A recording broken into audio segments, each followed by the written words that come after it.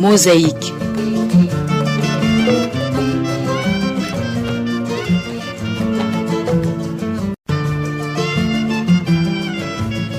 Mosaïque.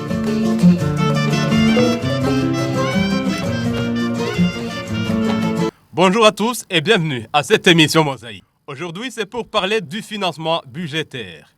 Le budget général de l'État en cours d'exécution depuis le 1er juillet 2023 s'élève à près de 4 000 milliards de francs burundais contre à peu près 2 400 milliards pour l'exercice précédent, soit un accroissement estimé à autour de 65%. Il s'agit d'un budget programme, lequel budget accuse toutefois un déficit, pas des moindres en tout cas, soit 728,9 milliards de francs burundais. Plus d'un se pose alors la question de savoir quelles ressources de financement pour ce budget. Financement des recettes, des dons ou aides, l'endettement si besoin, mais aussi de ce déficit en vue de bien couvrir les dépenses pour ce budget dénommé budget programme pour cet exercice précis 2023-2024. Nous sommes avec 3 invités sur le plateau. Faustin Ndikumana, économiste, directeur national d'Oparsem, Parole et Action pour le réveil des consciences et l'évolution des mentalités. Bonjour et bienvenue, Monsieur Faustin. Bonjour, merci de nous avoir invités. Professeur Gilbert Nyongabo, économiste également, enseignant d'université. Bonjour et bienvenue, professeur. Bonjour et merci. Et puis il y a vous, professeur Michel Massabo, juriste, enseignant d'université également. Bonjour et bienvenue, professeur. Bonjour, merci de l'invitation.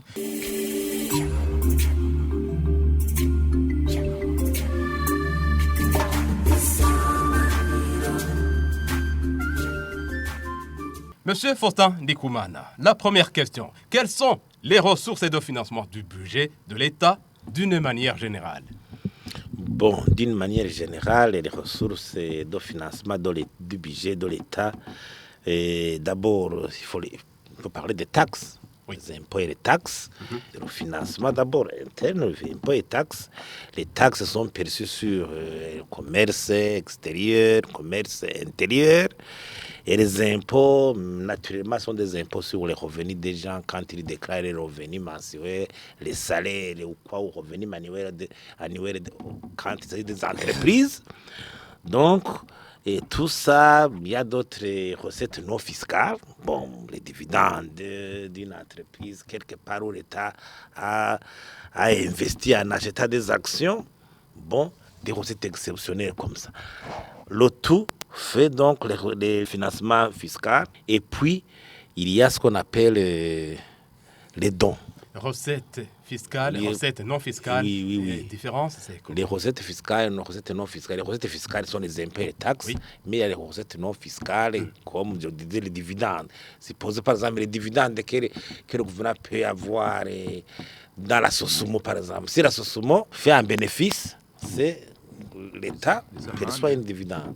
Les amendes, les recettes administratives, quand vous permis ou quoi, tout cela sont des recettes, mais intérieures, mais non fiscales. Bon, et il y a ce qu'on appelle les dons. Les dons, ça veut dire les appuis extérieurs. Non remboursables, les dons, comme les dons, c'est les aides. Donc, c'est les dons, il y a les dons projets et les appuis budgétaires directs. Les dons projets, ce sont des dons liés au projet les appuis projets d'investissement de différents partenaires techniques et financiers. Mais il y a les appuis budgétaires directs qui sont versés dans la caisse de l'État. Et c'est différent.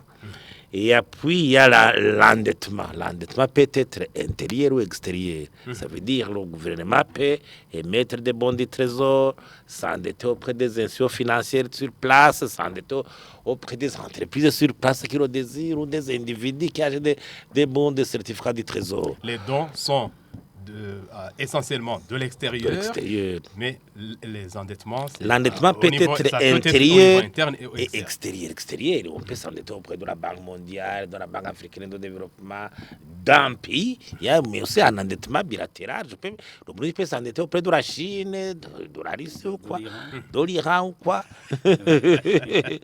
Mais aussi un endettement sur les marchés financiers classiques. Il y a des marchés financiers qui ont des fonds ici et là.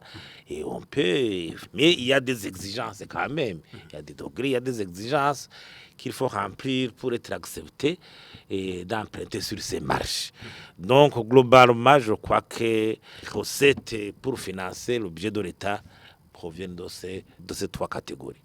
Professeur Gilbert Nyongabo, d'où proviennent les financements de ces recettes de l'État? Est-ce que c'est comme il vient de le dire, en fait, si vous regardez la loi de finances qui est sortie au 30 juin 2023, vous allez constater qu'il y a 3 rubriques importantes parce que vous avez un budget de 3 900 milliards de francs bouts qui est composé effectivement de 3 parties. Il y a la partie recettes internes qui est composée des recettes fiscales et non fiscales qui approche 1800 milliards. Il y a aussi les dons qui sont composés de 2 parties, les appuis budgétaires. Quelque chose peut-être pour appuyer, c'est pas Faustin Ndikumana, professeur. Bon, et donc comme je le disais tout à l'heure, donc il y a 3 parties importantes pour ce budget de l'État. Il y a bien sûr les recettes fiscales et non fiscales qui sont autour de 1800 milliards de francs bouts. Il y a aussi les dons. Les dons qui sont composés de 2 parties. Pour la première fois depuis 2015, on a les appuis budgétaires qui sont d'une centaine de milliards. Mais sinon, les dons au total, c'est autour de 900 qui proviennent des partenaires, 900 milliards. 900 milliards. Et puis aussi, comme tout pays, on va dire, qui souffre d'un déséquilibre. Il n'y a pas d'État vraiment qui a un budget équilibré. Ça, c'est des approches classiques des années 70. Il y a toujours un déficit qu'il faut financer. Et le déficit est de 750 milliards de francs bons. Voilà pour les 3 parties principales. Des déficits, des dons. Est-ce que c'est 900 milliards, 750 milliards? Est-ce que c'est réaliste et réalisable? Et comment? Bon, le tout, c'est quand ça figure dans la loi de finances, cela veut dire que ça a été étudié en amont. Un déficit de 750 milliards qui est financé en grande partie par les ressources financières internes des établissements financiers nationaux, j'allais dire. Ça, c'est quelque chose qui est réalisable. Après, on peut peut-être discuter sur les impacts. Les dons de 900 milliards, ça, c'est aussi quelque chose qui est réalisable, même s'il y a toujours un problème d'exécution des dons, projets. Compte tenu peut-être de la capacité, ça, on va y revenir. Oui. Mais sinon, pour les recettes fiscales, non fiscales, je pense qu'avec les capacités, les moyens dont dispose le BER pour collecter tous ces fonds, je pense qu'il n'y aura pas de problème. Dans le temps, on parlait d'appui budgétaire, souvent externe. On parlait de 52 ou 53% d'appui budgétaire contre 47 ou 48% des recettes provenant du niveau local, mais aujourd'hui, on est en tout cas à au moins 80%, le financement interne. Est-ce qu'on peut parler de l'évolution? Bon, c'est je le dirais, bon, c'est une évolution, parce que ce n'est pas une révolution. Évolution. C'est une évolution parce que c'est venu doucement, et puis aussi ça a été nourri par les circonstances, étant donné que, si vous regardez par exemple... Poser la question donc de savoir si ces financements... Au niveau interne, qui passe il y a un certain nombre d'années de 52-53%, de 48-47% à plus de 80%. On peut parler donc de l'évolution. Bon, c'est vrai que, comme vous venez de le dire, c'est une évolution, mais c'est une évolution qui est aux circonstances dans lesquelles le Burundi a évolué. Si vous regardez le budget de 2014-15, c'était un budget qui était plus ou moins à 50% avec les ressources nationales, 50% avec les partenaires. Et quand les partenaires certains partenaires se sont retirés en 2015, vous allez constater que le gouvernement a décidé de s'endetter auprès des établissements financiers présents localement.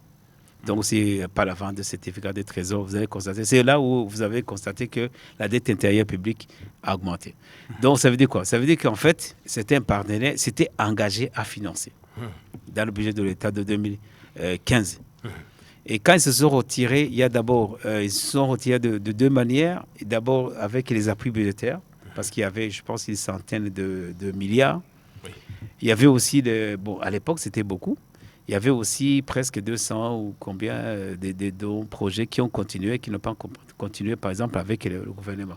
Donc, du coup, le gouvernement a dû faire, comme on dit en français, bouchée double pour financer, parce que sinon, il y aurait eu beaucoup de pénuries. Vous imaginez si vous n'avez pas de médicaments, si votre enfant ne va plus à l'école, parce que normalement, il y a des scolarités, gratuité des frais de scolarité du cycle fondamental. Vous imaginez donc tout cela. Ce sont des frais qui sont énormes que le gouvernement a dû compenser, mais compenser aussi par un endettement en grande partie. Je vais m'adresser à vous, professeur Michel Massavo. Et ces recettes, le financement de ces recettes, c'est comment? Est-ce qu'on peut parler aussi, donc y aller directement aussi avec cette question que je venais de poser à votre collègue d'université Gilbert Nyongabo? Et est-ce qu'on peut parler d'évolution quand on passe de 47-48% il y a un certain nombre d'années à plus de 80% pour les financements au niveau interne? Le financement du déficit passe par l'emprunt. Emprunt. Mais autant que faire se peut, il faudrait peut-être éviter ça. Parce que dans les prévisions des recettes fiscales et non fiscales, nous avons autour de à peu près 1800 milliards. Ce ne sont que des prévisions. Oui. Il faudrait essayer peut-être de dépasser ces prévisions. Et comment on le ferait? Par sous le contrôle de mon collègue économiste. Je pense qu'il ne suffit pas de prévoir des recettes, etc. Il faut consolider l'économie. Le problème est là. Consolider l'économie. Parce que nous imposons l'économie. Qu'il y ait beaucoup de transactions au niveau intérieur, qu'il y ait beaucoup d'opérations d'importation, surtout d'exportation, parce que nous avons besoin de devises. Imposer l'économie, est-ce que vous pouvez expliciter un peu, professeur? Imposer l'économie. Mais nous avons dit que nous imposons la consommation. S'il n'y a pas de consommation, si nous sommes pauvres, nous ne consommons pas. Mais il n'y a pas de TVA qui entre. Si les hommes d'affaires ne font pas de bonnes affaires et réalisent des profits, de gros profits, parce que ce sont les gros contribuables, qu'est-ce qu'on va imposer? Bref, il faut que toute l'économie fonctionne et on pourrait dépasser les 1800 milliards. Et donc, c'est très important de consolider l'économie parce que j'ai dit bien qu'on impose l'économie. Et donc, on pourrait éviter ce financement par l'emprunt. Financement du déficit par l'emprunt. Et je dis que c'est un pis-aller. On devrait pouvoir se suffire, mais c'est impossible. C'est impossible de se suffire, alors que le gouvernement, le pays dit on se suffit.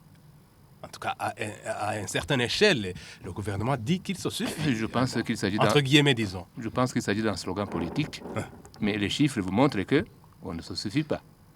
Un budget voté avec un déficit de 700 milliards.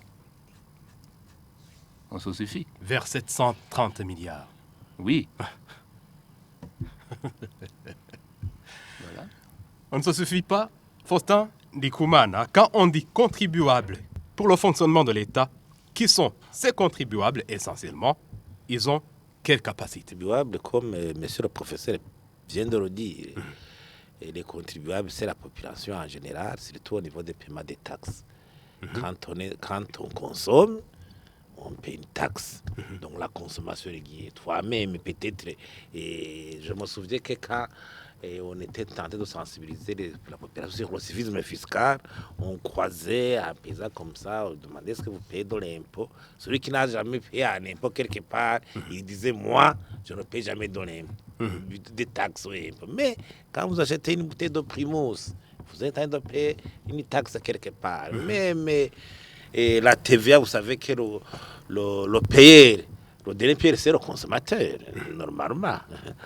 En fait, la population est à travers les taxes, mais il y a les impôts sur le revenu. ton salaire est imposé, son salaire est imposé, mon salaire est imposé.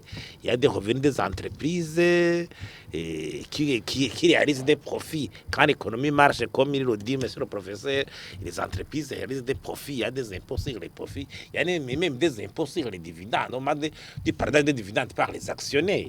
C'est toute une chaîne, mais tout totalise donc les recettes fiscales. Et aussi sur l'import-export, les services d'import-export sont aussi et donc imposés. Mais Droit de douane. le droit de douane. Voilà. Et aussi donc les recettes non fiscales, les dividendes de l'État, les recettes administratives, tout cela contribue au financement de l'État. Mais la capacité, moi aussi, ce que je dis au niveau de la capacité, on dit que c'est 1800 milliards, les recettes fiscales et non fiscales, 1800 milliards. Or, les dépenses, le budget, on table sur 3900 milliards. Vous voyez que le financement, notre capacité de financement est faible. Parce que pour moi, les dons sont problématiques. Ce n'est pas un emprunt que tu vas avoir directement. C'est problématique. Il y a les appuis projets des bailleurs qui viendront progressivement. Il y a les appuis directs dans le budget de l'État, les appuis budgétaires, mais qui exigent une certaine transformation de structure de gestion de l'économie pour quand même recevoir ces dons. Donc j'imagine quelque part, si je prends le déficit hors dons, ça veut dire que les 3900 milliards, avec nos recettes fiscales et non fiscales, nous sommes en dessous de la moitié. Donc c'est pour cela que je dis que l'endettement pourra aller crescendo parce que c'est le seul, et surtout l'endettement intérieur.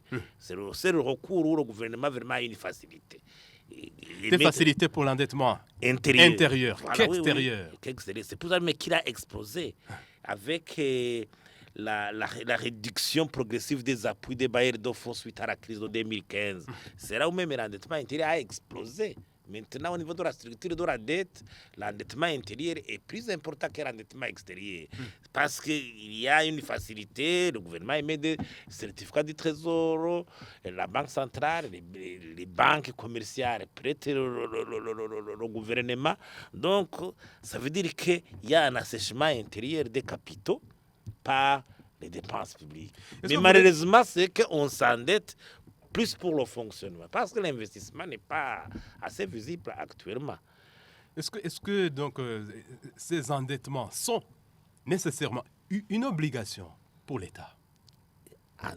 Si on, vous voyez que vous parlez des endettements qui doivent aller crescendo. Oui. Donc c'est une obligation. Parce que je dis que le déficit est toujours là. Et le déficit est là, les dons y compris. Ça veut dire si on mobilisait sur tous ces dons de 900 milliards, on reste dans le déficit. Alors qu'il est même quasi impossible de les mobiliser tous. Et toutes l'aide publique au développement. Et les conséquences par rapport à ces endettements. C'est d'abord, c'est au niveau intérieur. Il y a ce qu'on appelle les effets d'éviction. Ça veut dire que l'investissement privé n'est pas financé. Les opérateurs économiques privés ne sont pas financés, alors qu'ils sont là pour payer les impôts, mais aussi pour réinvestir, pour étendre les activités. Quand ils n'accèdent pas au financement intérieur, ils ne parviennent pas à accroître leurs investissements et partant, augmenter même l'assiette fiscale. Et encore une fois, si on analyse le service de la dette, dans le budget actuellement, on prétend rembourser 241 milliards d'intérêts. 241 milliards d'intérêts. 241 milliards d'intérêts sur quoi? Sur la dette qu'on a déjà contractée. Vous savez, quand vous contractez une dette même à la banque, vous remboursez le principal et les intérêts. Quand vous arrivez à rembourser 241 milliards d'intérêts, ça veut dire que le poids de la dette commence à être senti de façon exorbitante. Même au niveau du ministère des Finances, on prétend rembourser, je crois, le principal et les intérêts à environ 1000 milliards. Le budget du ministère des Finances est trop élevé, mais on devrait commencer à rembourser. Donc, pour dire que cet endettement actuellement commence à peser lourdement sur le financement budgétaire.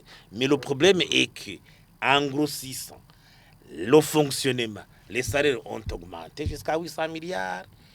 Le fonctionnement jusqu'à 300 milliards. Nous avons dans ce budget environ plus de 1000 milliards de fonctionnement. C'est quand même ça augmente. Permettez que je pose la question à professeur Gilbert Nyongabo. Des endettements qui pèsent finalement lourd pour le gouvernement burundais, pour les Burundais de façon générale. Et les conséquences, l'impact, c'est lequel sur le contribuable burundais. Bon, moi, sur l'État. Moi, je dois dire, tous les États du monde sont endettés. Tous les États du monde. C'est une approche. Parole peut-être des économistes. C'est une approche qui a évolué parce qu'en fait, il y avait une approche classique qui voulait que tout le budget, dans une approche d'ailleurs juridique, qui voulait que tous les budgets soient équilibrés, dépenses égales, recettes. Et puis, les années 70, on s'est rendu compte que c'est une façon de... Dépenses et recettes. Équilibrées sans dette. Donc voilà, pas de déficit et puis pas d'endettement. Et puis, on a constaté que quand même, avec le temps, c'est une façon de comprimer on va dire la demande intérieure. Parce que si vous avez des projets, que vous avez des projets d'avenir et que vous n'avez pas de ressources, on va dire, disponibles au temps où vous les cherchez, alors que dans l'avenir, vous peut-être que vous escomptez exploiter l'or, le nickel, etc., d'ici 3-4 ans. Donc, ceci va vous empêcher de commencer déjà à faire ces projets. Ça, c'est une approche macroéconomique qui a révolutionné le monde après la Deuxième Guerre mondiale, d'une approche keynésienne. Donc, ça veut dire quoi? Ça veut dire qu'on accepte de s'endetter pour l'investissement, pour financer l'investissement. Donc, ce qui fait que... Donc, c'est pour cela qu'on n'a pas peur. Donc, le pays le plus puissant au monde, ce sont les États-Unis. Ils ont une dette qui dépasse... Il faut fermer les yeux et les oreilles. 30 000 milliards de dollars. 30 000 milliards. Voilà. Pour les Donc, États-Unis. plus de 30 000 milliards des États-Unis qui sont financés en grande partie par la Chine. La Chine qui a un excédent d'épargne. Donc, du coup, après les années, on va dire, bon, c'est vrai qu'il y a eu des années 80 où les gens ont voulu ne pas s'endetter trop, mais les années 90, ça reprend. C'est ça l'économie. Toutes les entreprises au monde sont endettées, il suffit de rembourser, c'est tout. C'est une question de crédibilité. Donc, la dette, en soi, ce n'est pas un péché. Des pays endettés, fortement endettés, l'exemple, les États-Unis, mais qui appuient d'autres pays. Paradoxe. Bon, là, la question, c'est... Est-ce que le Burundi peut aider pour l'endettement d'autres pays? Oui, c'est comme les banques. Si vous prenez le bilan d'une banque, si vous regardez seulement ses fonds propres, la banque prête de l'argent avec l'argent que les individus ont déposé, les entreprises ont déposé. Donc, c'est-à-dire quoi? Ce que vous déposez comme argent dans votre banque, chez votre banquier comme épargne, c'est une dette que la banque vous doit. Mais elle n'hésite pas à prendre cet argent et à prêter de l'argent avec les crédits. C'est comme ça. Si elle devait seulement prêter avec les fonds propres, ça serait impossible.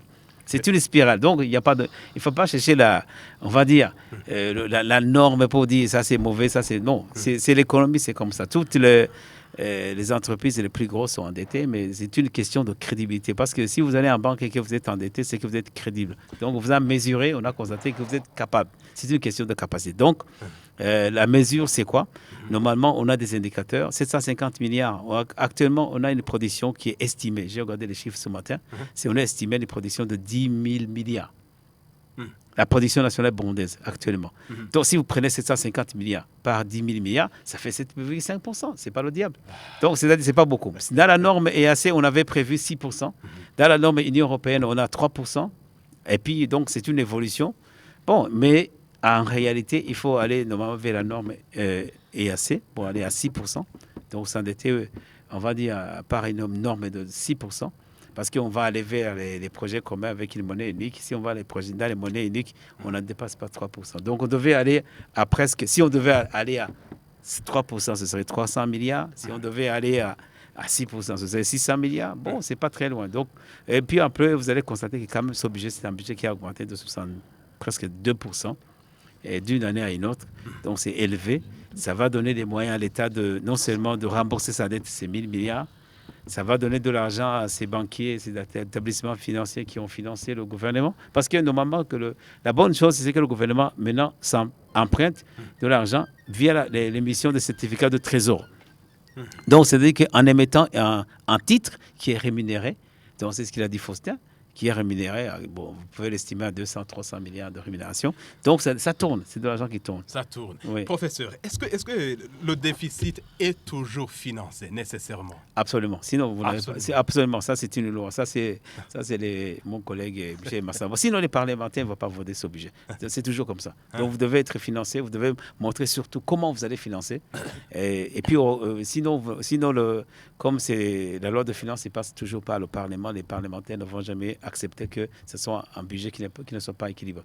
Donc, vous savez que même un déficit fait partie. Et puis, en plus, vous devez faire des lignes budgétaires pour montrer comment vous allez financer ce déficit. Et puis, après, même avec les répartitions. Parce que vous savez, avant, on avait l'avantage, entre guillemets, peut-être on va y retourner, vers la dette extérieure. Maintenant, avec la remise de dette de 2008, on avait une dette colossale. On a signé une déclaration qu'on appelle déclaration de Paris pour ne pas s'endetter auprès des partenaires extérieurs, bien des fonds extérieurs, sauf si on a une composante qui s'appelle don de 50%. Donc, c'est-à-dire on n'est pas encore arrivé au point où on peut s'endetter. Parce qu'il faut savoir, il faut expliquer aux gens. Le capital mondial, il est abondant. Il y a beaucoup de gens qui ont beaucoup d'argent, beaucoup de liquidités, qui n'ont rien à faire d'ailleurs. Donc, si vous êtes une économie qui est prospère, on peut vous financer. Donc, il faut qu'on aille vers là. Professeur Michel Massabo, est-ce que c'est le mot? Nécessairement, est-ce que le déficit est toujours financé nécessairement? Oui, et j'ajoute que, comme mon collègue l'a dit, que le déficit en soi n'est pas mauvais. Et il a parlé d'évolution, j'y adhère régulièrement. Ce qui est mauvais, c'est d'avoir un déficit, par exemple, emprunter pour combler le déficit, pour faire fonctionner les services publics, etc. Si vous empruntez pour investir, mais vous êtes en train de créer de la richesse. Avec les revenus provenant des investissements, vous allez pouvoir rembourser. Et vous allez faire fonctionner l'économie. Donc, l'équilibre budgétaire financé par l'emprunt pour combler le déficit, ce n'est pas mauvais. Ce qui est mauvais, c'est, comme je crois nous le vivons, emprunter pour donner à, je ne sais pas, un train de vie au gouvernement, vivre au-dessus de ses moyens. Voilà. L'État, c'est comme nous les particuliers. Il ne peut pas continuer éternellement à vivre au-dessus de moyens en empruntant pour, j'allais dire, pour ne rien faire. On emprunte pour investir. Et si on investit, on crée de la richesse et l'économie en général va fonctionner. Alors les problèmes budgétaires, ça devient secondaire. Si c'est ça, si on emprunte pour, disons, si on a un déficit, pour faire fonctionner l'économie, c'est très bien. Emprunter pour investir, oui. Mais il y a aussi des emprunts pour le fonctionnement. Est-ce qu'il n'y a pas de différence? Moi, je ne... Évidemment, vous avez d'ailleurs posé la question.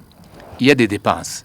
Il y a des dépenses qu'on ne peut pas éviter, qu'on ne peut pas remettre au lendemain. Alors, l'État est obligé d'y faire face. On doit y faire face. Et il est obligé, vous avez dit, est-ce que c'est une nécessité? Oui, c'est une nécessité. Si on n'a pas les moyens provenant des ressources fiscales et non fiscales, on est obligé de s'endetter pour faire face à ces dépenses. En fait, en d'autres mots, je voudrais poser la question concernant l'équilibre entre le fonctionnement et l'investissement pour l'État. Ça, ce sont les pouvoirs publics qui devraient arbitrer. L'État doit fonctionner, mais l'État aussi doit investir. Personne ne viendra construire les barrages pour vous. Personne ne viendra construire les hôpitaux pour vous, toutes les infrastructures. Il faut investir. Mais en même temps, l'État doit fonctionner. Alors, les pouvoirs publics doivent arbitrer. Et alors, comme mon collègue l'a dit, l'arbitre, c'est le Parlement qui vote le budget. Mais ça, c'est des milliards pour le fonctionnement. L'investissement, combien vous allouez? Ça devrait aller De pair. Oui. C'est le même mot, Faustin Dikoumana. De par CM, équilibre entre fonctionnement et investissement. Et bien sûr, d'abord, oui. Et quand on veut analyser la structure de la dette pour plusieurs pays, je ne pense pas qu'on puisse comparer à un pays puissant comme les États-Unis si on dit qu'il est surendetté. Les États-Unis, c'est un pays qui fait tourner l'argent de tous les pays du monde. Ça, monnaie d'abord, c'est le dollar qui est utilisé dans les échanges. Pour ça, fait 60% des échanges mondiaux sont réglés en dollars. Donc, quand la Chine fait un excédent et dit je vais placer dans les banques américaines, au trésor américain, c'est plutôt la puissance de cette économie qui fait tourner l'argent des autres, qui attire. Ça, c'est une puissance, vraiment. Mais pour notre cas de notre pays, pour moi, je dis que l'endettement pour le Burundi, l'endettement intérieur pour le Burundi, il est quelque part nocif. C'est un endettement qui assèche les capitaux pour financer le fonctionnement de l'État au lieu de financer l'investissement privé. Si vous dites que s'endetter n'est pas mauvais, est-ce qu'on a la capacité de s'endetter? On n'a même pas cette capacité. Moi, un endettement qui m'intéresse, c'était cet endettement qui nous amène du cash en devise directement. C'est ça, la force. Pourquoi nous n'avons pas la force de mobiliser des financements, que ce soit l'emprunt ou l'endettement extérieur? Pourquoi avons-nous les problèmes de paiement, de nous approvisionner dans les produits de première nécessité comme le carburant ou autre? Ça, c'est des difficultés. Vous êtes à l'intérieur, c'est nocif. Il faut avoir du cash en devise. Déjà, pour vraiment renforcer les caisses de l'État en devise, on recourt à les facilités de crédit du FMI pour gérer notre système de charge. Je dois dire que cette capacité qui nous manque même de s'endetter à l'extérieur, c'est cette capacité qui est nocive pour l'économie. Parce que pour construire les barrages et les routes, ce sont des devises. Pour importer les matières, même quand on veut relancer l'économie, on doit augmenter l'importation des matières premières. Comment est-ce qu'on va le faire sans devise? Pourquoi et qu'est-ce qui justifie justement ce manque de capacité de financement extérieur? Ce manque d'abord, c'est que l'économie burundaise n'est pas assez crédible pour bénéficier des crédits extérieurs. Même à la banque, vous savez que pour qu'une banque vous donne un crédit, comme monsieur le professeur l'a dit, mais l'État fonctionne comme un particulier. Pour qu'une banque donne un crédit à un particulier, il analyse la capacité de remboursement. Dans la même logique, je vais poser la question, est-ce qu'il y a des conditions pour avoir des dons et ou pour s'endetter? Donc des endettements, ce sont lesquelles ces conditions? Bon, par exemple, la Banque mondiale. Le Burundi est éligible au guichet des dons de la Banque mondiale. Mais la Banque mondiale peut donner un crédit à un pays comme l'Éthiopie ou quoi pour construire des infrastructures gigantesques. La Chine peut prêter l'Éthiopie pour construire, par exemple, un méga projet de barrage. Là, des mégawatts de 6 000, je combien mégawatts qui pourra même exporter donc l'énergie. Quand on a la capacité de s'endetter à l'extérieur, construire des infrastructures énormes qui vont renforcer la capacité économique de remboursement, ça, il n'y a pas de problème. Mais c'est cette capacité qui nous manque. Parce que la capacité de remboursement du Burundi vis-à-vis des bailleurs est encore problématique. Oui. Où se trouve le problème, professeur, des conditions pour avoir des dons ou pour s'endetter pour le pays? Ces conditions, ce sont lesquelles? Il dit que nous n'avons pas cette capacité. Bon, normalement, chaque capacité de remboursement dépend de son revenu, de sa production nationale. Si vous regardez le Burundi, on est encore loin. Mais j'allais dire quelque chose peut-être pour le compléter. On n'est pas encore, on va dire, à l'endettement international, mais on est encore peut-être encore loin de la capacité d'absorption des dons qui nous sont offerts. Parce que si vous regardez la plupart des dons, nous les consommons à 30%. Si vous regardez le taux d'exécution, c'est 30%. Alors, si vous regardez dans le budget de l'État, on a dit c'est beaucoup, c'est problématique, c'est hypothétique, 900 milliards. Le problème d'absorption de dons. Bon, je vais prendre un exemple. Je vais donner un exemple simple. Vous allez dans un projet quelque part. Alors, quelque part, il y a 30 millions de dollars. Vous multipliez par le taux de la banque, plutôt de la banque centrale, de la BRB, vous allez trouver quelque chose comme 90 milliards. Dans ces projets, il y a des lignes budgétaires pour distribuer des vaches à des gens qui sont ici, dans les coins de Bujumbura, etc.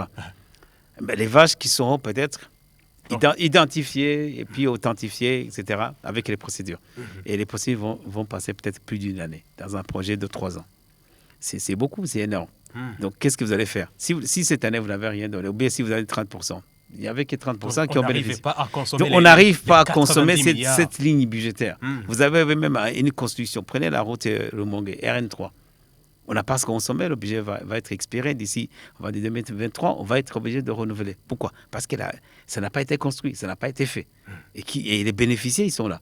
Ils n'ont pas bénéficié parce que ça n'a pas été exécuté. Après, vous allez chercher les responsables. Donc, vous allez parler donc de manque de confiance envers le Burundi finalement. Ce n'est pas une question de confiance. Regardez tous les exécutants à l'intérieur de chaque projet. On appelle ça une capacité d'absorption. C'est comme si on vous donne beaucoup d'argent, vous n'êtes pas capable de les consommer. Ah bon. Ah oui, c'est là où on va vous niveler par le bas. Parce que normalement, le Burundi devait même... moi, ce que je disais tout à l'heure dans la version Kirundi, c'est qu'en fait, si vous regardez le chief économiste de la Banque mondiale, qui est responsable de 3 pays, Éthiopie, la RD, Congo et le Burundi, il avait dit que le Burundi, normalement, devait bénéficier, n'office que de la part de la Banque mondiale, d'un don équivalent, je vais prendre une pause, d'$1 milliard. On devait avoir $1 milliard. On devait aller, on va dire, explorer les projets, les programmes pour aller jusqu'à $1 milliard. Mais si vous consommez 30% de ce qu'on vous donne, 300 millions, attends, vous êtes en train de niveler le Burundi par le bas. Alors le Burundi, normalement, c'est là où il faut peut-être changer l'approche. Il faut vraiment une approche. On a beaucoup d'universités, on a beaucoup de ressources, on va dire, humaines. Il faut les renforcer, il faut changer, regarder les procédures. Parce que normalement un programme, un projet doit être géré comme on gère un projet d'une banque. Si on vous a donné un crédit pour construire une maison, pendant 3 ans, vous n'avez pas construit. On ne vous a pas donné les 30%, 30% chaque année. On va regarder si les 30% qu'on vous a donné, vous avez construit l'équivalent proportionnel. Et en 3 ans, si vous n'avez pas consommé, on ne vous donne pas. Si vous à vous entendre, professeur, on dirait que ces aides pouvant être accordées au Burundi peuvent appuyer tous les Burundais. Tous les Burundais, on peut aller au-delà de ce que nous consommons. C'est-à-dire que notre capacité d'absorption peut être agrandie. C'est là, d'ailleurs, si vous regardez dans une approche macroéconomique, c'est-à-dire que plus vous allez exécuter les programmes, plus vous allez avoir bénéficié de ces ressources, plus vous allez créer de l'emploi. C'est aussi simple que ça. C'est-à-dire tous les gens qui ne décaissent pas, qui n'exécutent pas, ce sont des gens qui sont rétrogrades. C'est eux qui font... Si vous voyez le Burundi, on est dernier en quoi? Le Burundi, ils ont les capacités. C'est les gens qui ne travaillent pas, c'est les gens qui n'exécutent pas. Bon, avant, on pensait que les années, on va dire les années 70, où on avait toute une série de procédures administratives pour vous stopper. Bon, soi-disant pour contrôler. Mais tous les projets sont faits pour être exécutés dans les délais. Le plus rapidement vous exécutez le projet, le programme, le plus rapidement vous pouvez créer une autre phase. Merci. Ne pas respecter les délais de consommation, d'absorption de ces dons et des financements. Professeur Michel Massabo, est-ce que c'est le même point de vue? Un mot à placer là-dessus. Et finalement, le Burundi, à un certain moment, n'a pas des capacités d'absorption de financement de la part de l'extérieur. Oui, c'est ça. On a toujours dénoncé, il y a un terme qui a été en vogue et qui, je crois, qui est d'actualité, la mauvaise gouvernance. C'est-à-dire que, comme on l'a dit mon collègue, dans ces projets-là, il faut y mettre les hommes qu'il faut. Des hommes qu'il faut. Oui, il y a des experts en gestion des projets. Peut-être aussi de bons citoyens, parce que ça relève vraiment de l'incurie, d'avoir des fonds et de ne pas les débloquer et de compromettre d'ailleurs les financements ultérieurs. Et je crois que c'est un problème qu'il faut régler dans l'urgence. J'ai dit mettre les gens qu'il faut là où il faut pour faire avancer le pays. J'ai l'impression que nous sommes en train de reculer et on met à votre disposition 1000 milliards et vous n'en consommez que 30%. 30%. Alors qu'on vous a donné pour consommer à 100%. Alors maintenant, vous avez posé une autre question, justement, c'est en rapport avec ça. Pourquoi on n'est pas éligible aux emprunts On est éligible aux dons. Oui, c'est exactement la même chose, encore une fois, comme les particuliers. Question de crédibilité. Oui. Est-ce que le pays est capable de rembourser sa dette? Est-ce qu'il a toujours remboursé? Est-ce que demain il peut rembourser? Mais c'est très simple. On a parlé de production nationale brute. Il y a les chiffres. On voit ça. Ce pays-là, il ne peut pas rembourser. Parce qu'il ne produit pas assez. Son économie est malade. Une économie malade. Mais on n'écrira pas malade, bien sûr. Mais on constate que vous n'êtes pas capable de rembourser. Donc vous n'êtes pas crédible. Alors on va vous donner des miettes, des dons. Des dons que vous estimez à des miettes. Professeur Michel Massavo, il y a des opinions qui disent que des endettements qui sont contractés par le Burundi seront financés par des fils et des petits-fils du Burundi. Les arrière-petits-fils.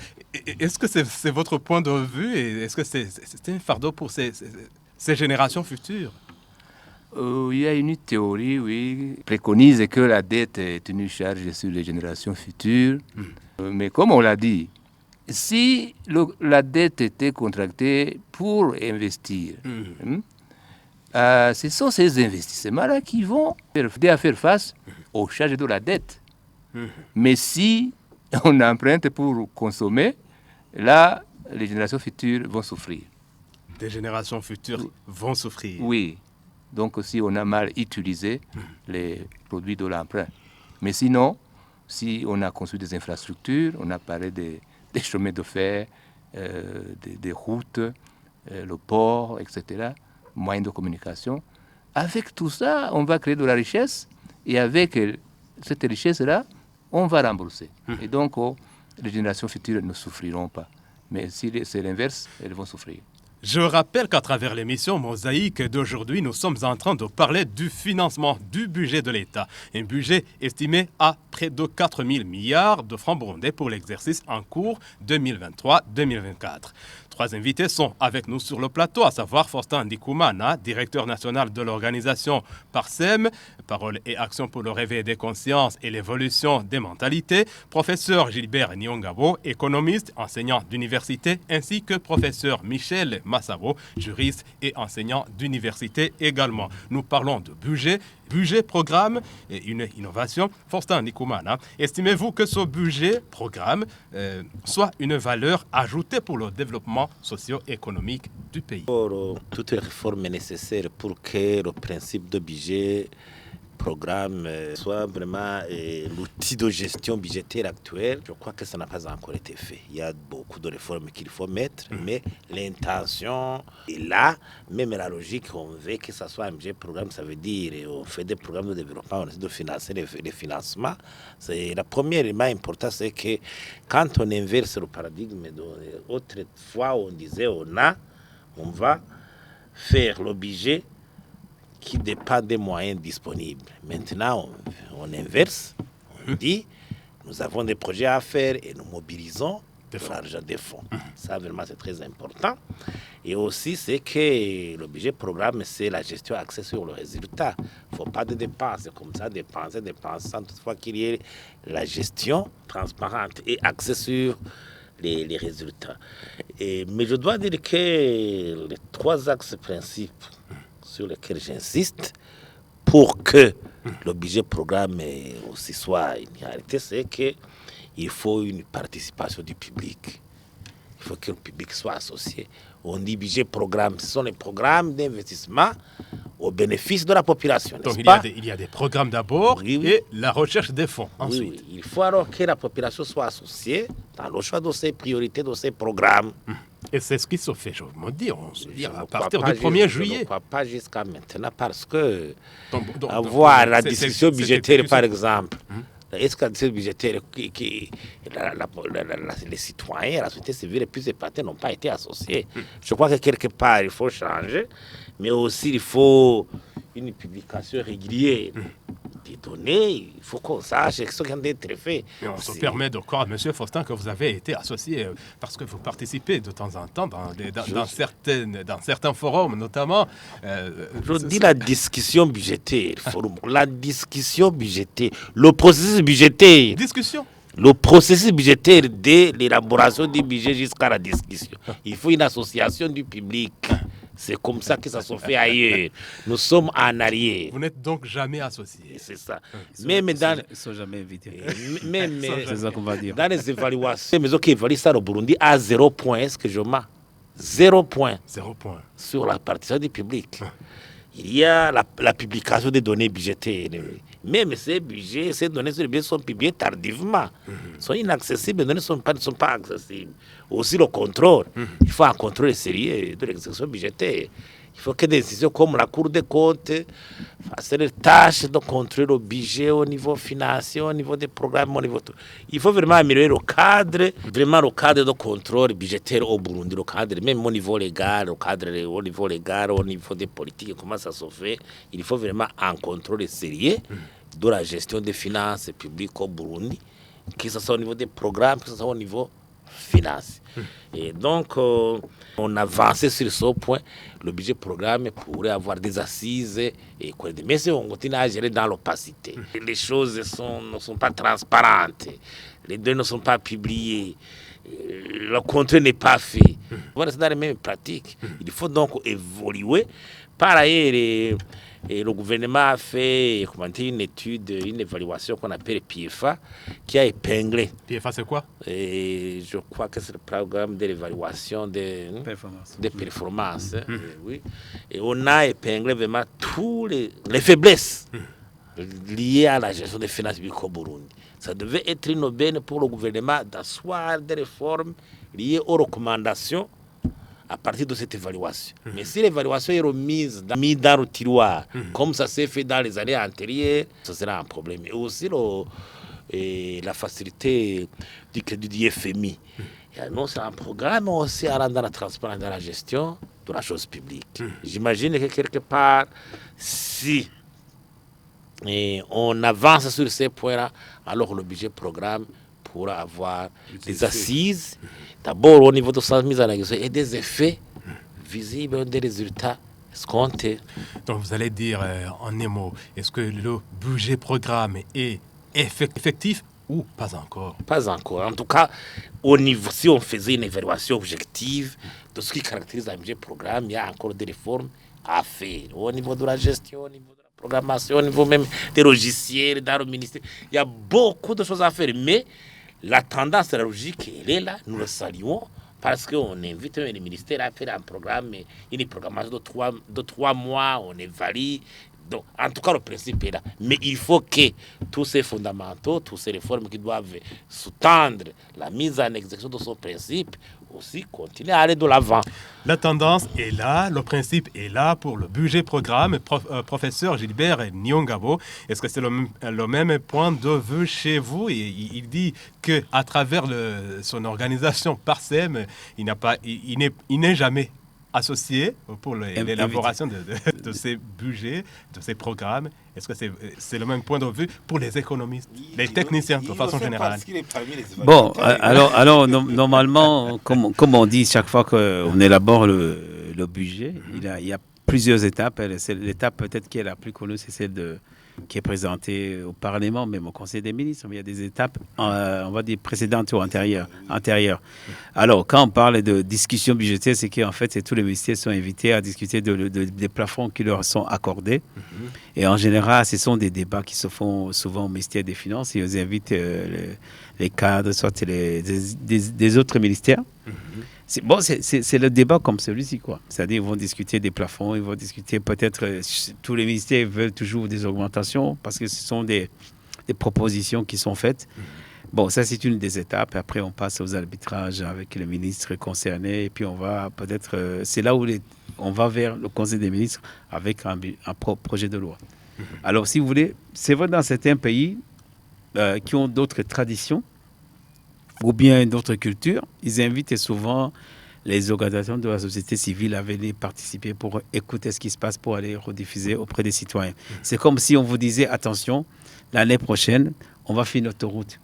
Tout le monde avait parlé d'une autoroute. Et puis après, si quelqu'un arrive à le voir avant peut-être l'année prochaine, 2024, a dit, attention, la RN1, ou bien RN combien, 2 ou combien, ce sera une autoroute. Donc, combien de voies, on ne sait pas. Bon, c'est vrai, tout le monde Chemin va de fer. chemin de fer. Voilà, que tout le monde va être si par exemple ils sont invités pour dire chemin de fer, ça va commencer. On a plus d'informations par rapport aux exécutants.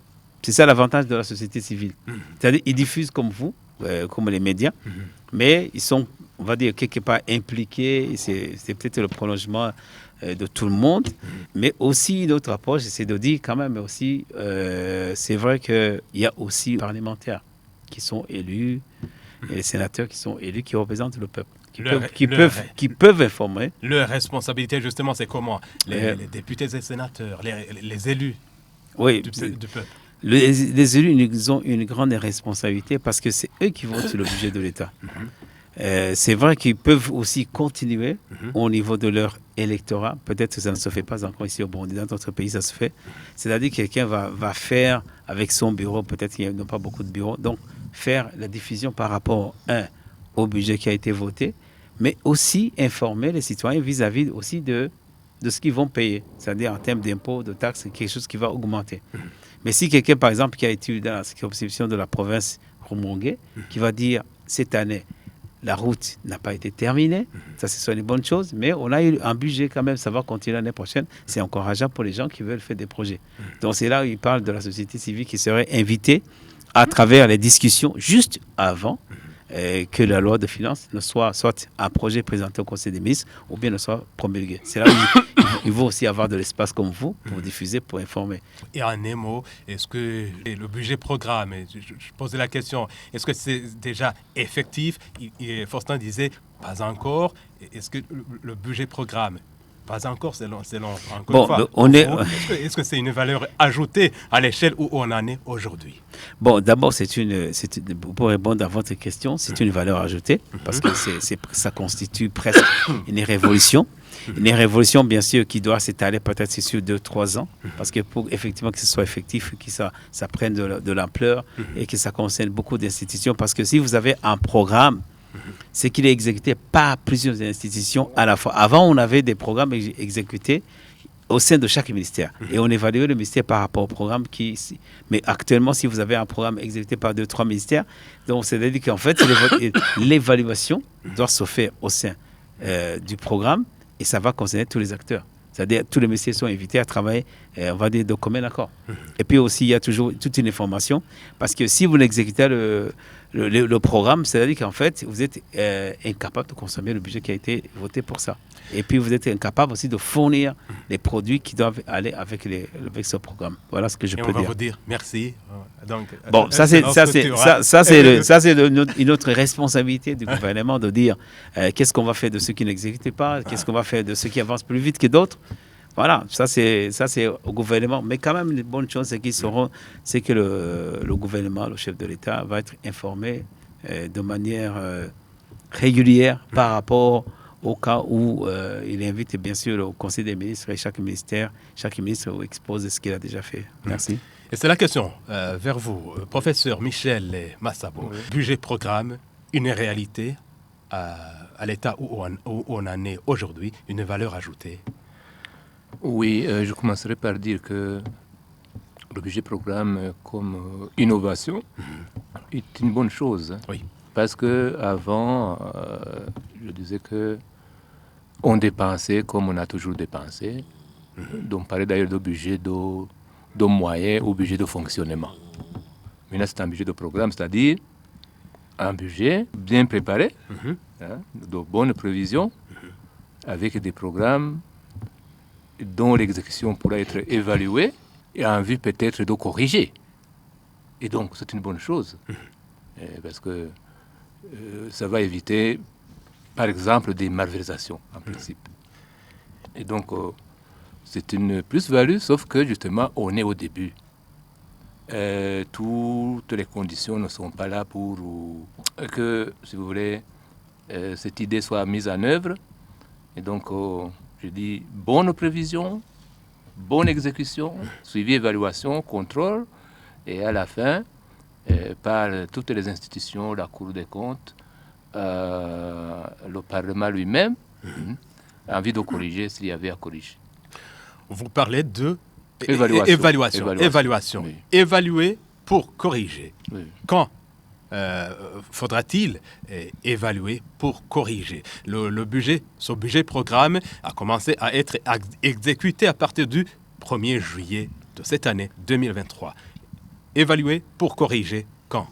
À la fin de l'exercice budgétaire ou au milieu? Non, en cours d'exécution. En cours d'exécution. Il y a des contrôles, on peut évaluer le budget en cours d'exécution. Et d'ailleurs, les meilleurs contrôles sont en cours. Ce n'est pas le contrôle de la Cour de compte. Au ministère, ils ont une revue qui s'appelle Revue d'exécution budgétaire. Tous les 3 mois, ils publient d'ailleurs. Oui. Tous les 3 mois, le ministère des Finances publie tous les 3 mois le budget qui a été consommé avec une proportion qui peut être évaluée par n'importe qui, appréciée, je veux dire. C'est-à-dire, vous donner la précision par rapport Est-ce que les résultats sont mis en ligne? Si, ils sont mis en ligne sur le ministère des Finances. Pour être portés à la... Oui, c'est ça d'ailleurs la diffusion. Je pense que le ministère... Tardivement. Bon, normalement, le ministère a fait des efforts quand même. Ils ont fait des efforts d'abord pour les mettre en ligne et maintenant, tardivement, peut-être ils vont corriger avec le temps. C'est une question de culture. Oui, évaluer pour corriger, professeur Michel Massabo, la parole est encore à vous pour... Oui. Alors, je voudrais ajouter que le problème est justement de... Bon, l'évaluation est possible en cours d'exécution, mais à la fin de l'exécution, il y a un contrôle parlementaire qui vient ou qui ne vient pas. Il est souhaitable qu'il y vienne. Régulièrement. Oui, la loi est claire. Je crois que c'est 6 mois après l'exécution du budget. Mais on a passé des années, depuis 2015 jusqu'à 2020. Il n'y a jamais eu de contrôle, il n'y a jamais eu de loi de règlement. Et c'est pourquoi d'ailleurs... Vous allez parler de révision budgétaire? Non, c'est le rapport d'exécution qui sort à rapport d'exécution après chaque période budgétaire. Et ce qui justifie d'ailleurs des exonérations très importantes qui revenaient chaque année et ça semblait normal. Et pourtant, c'était anormal. Professeur, tant que vous avez la parole, des propositions ou recommandations, alors pour que le financement du budget soit une réussite, mais sans peser lourd, disons, sur le dos du contribuable. Je voudrais d'abord dire que ça ne pourra pas ne pas peser sur le dos du contribuable. C'est la question que vous avez posée au début, vous avez en fait posé la question qui paye les impôts? Oui. Ce sont les contribuables, c'est nous, c'est vous, c'est tout le monde. Et donc, même si on doit rembourser les emprunts, c'est toujours le contribuable. Donc, il est au milieu de tout ça. Les contribuables ont toujours cette charge. Oui. Alors, moi, je voudrais qu'il y ait de bonnes prévisions, comme je l'ai dit, puisque je parlais d'exonération, qu'on réduise toutes ces exonérations. Hein. C'est de l'ordre de 250 milliards, alors qu'initialement, on prévoyait 18 milliards. Et que le budget soit bien exécuté, qu'il y ait des contrôles. Et cela veut dire en fait que, justement, comme on le disait, il faut aussi voir les personnes qui exécutent, les personnes qui interviennent justement dans le processus budgétaire. Et c'est un secteur poumon pour le pays. Et donc on devrait veiller à cela. Voilà ce que je peux dire. Oui, Fortin Dikoumana de Parsem, des propositions ou recommandations pour une bonne exécution de ce budget, programme. Comme je le disais, il faut d'abord mettre en place toutes les réformes nécessaires pour que le principe de budget programme soit une réalité en se référant aux standards internationaux. C'est connu comment ça se fait ailleurs, comment ça produit des résultats. Il faut voir aussi examiner le cadre légal. Mon collègue s'il a dit. Est-ce que le cadre légal vraiment a été assaini pour qu'il s'adapte à cette nouvelle donne de gestion budgétaire? Pas des fois, il y a des subtilités juridiques ou des entraves juridiques qu'il faut quand même laver pour que les choses puissent bien marcher. Et je reviens aussi les 3 principes, donc renforcer la participation du public, parce que quand le public est informé, quand le public participe dans tous les sphères budgétaires, c'est même l'olivier, ça fait l'olivier même du renforcement du civisme fiscal. Parce que vous voulez, les contribuables paient, c'est la réalité de la vie de la gestion budgétaire. C'est inconcevable. Il faut rappeler que c'est l'argent, les invités à payer, mais les associés leur montrer qu'ils ont du mot à dire par rapport à cet argent. On dit toujours l'argent du contribuable. Disons, il faut être transparent dans la publication des données. Comme je le dis, il ne faut pas dire un rapport d'exercice budgétaire, premier trimestre qui est publié 6 mois, 10 mois après. Un rapport, je crois, le projet de budget, par exemple, de l'exécutif devait être publié, par exemple, 3 mois avant la discussion au Parlement pour permettre aux contribuables, justement, nous, d'y avoir accès, de contribuer. Si vous continuez à vouloir travailler dans l'opacité, dans le détournement, justement, cette liaison, cordon ombilical qui nous lie avec nous les contribuables, avec les gestionnaires, va être cassé. Et nous aussi, nous voulons travailler dans l'opacité au moment du paiement des taxes. Donc, chacun se recroqueville, chacun entre dans un ghetto, il se cache, il dit c'est vos affaires, moi aussi c'est mes affaires. Donc vous proposez un pont, disons, qui convient entre contribuables et gestionnaires.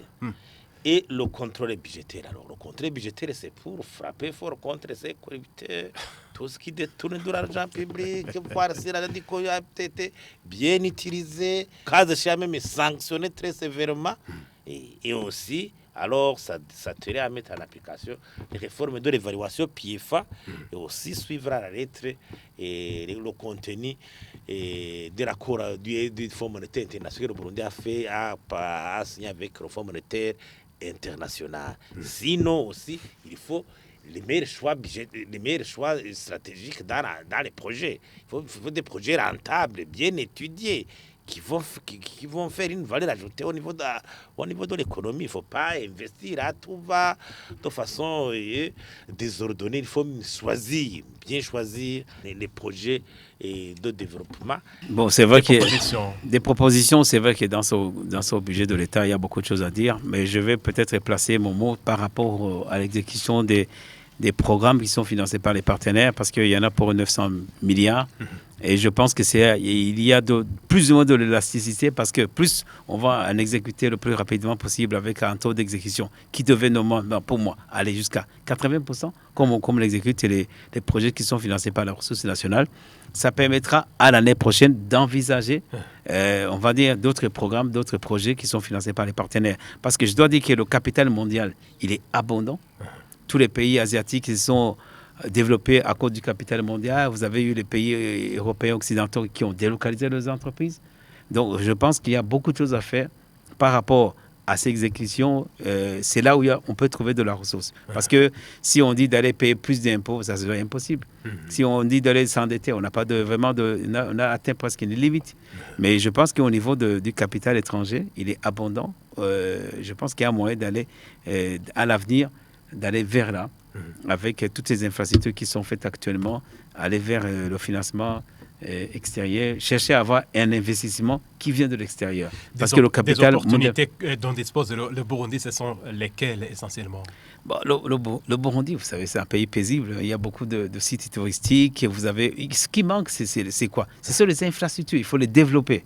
Il faut développer ces infrastructures avec le budget de l'État et puis laisser le capital abondant. C'est implanté dans tous les pays qui se sont développés. C'est toujours comme ça.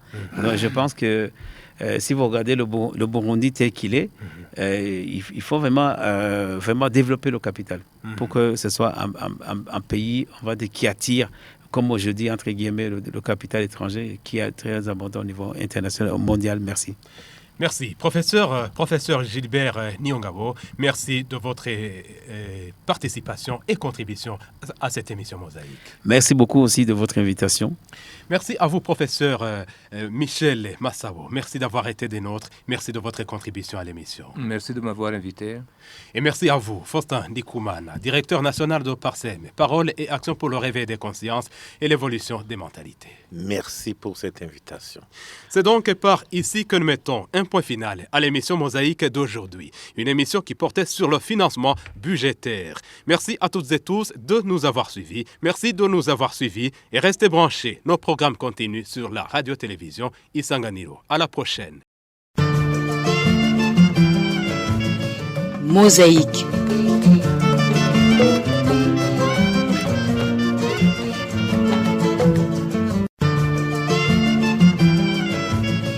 Mosaïque.